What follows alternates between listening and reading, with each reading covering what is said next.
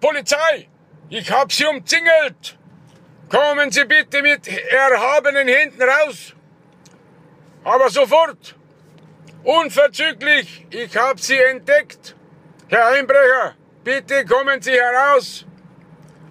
Wird's bald? Jawohl, jetzt kommen Sie. Ja, jetzt so ist es recht. Was haben Sie denn in Ihren schweren Taschen drin und in dem Rucksack?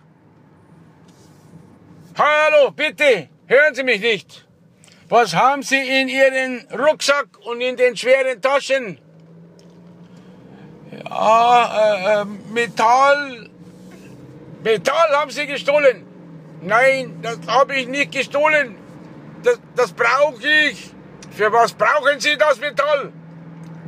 Ja, ich war beim Arzt gewesen und der Arzt hat mir gesagt, ich habe Eisenmangel und deshalb habe ich mir das jetzt besorgt.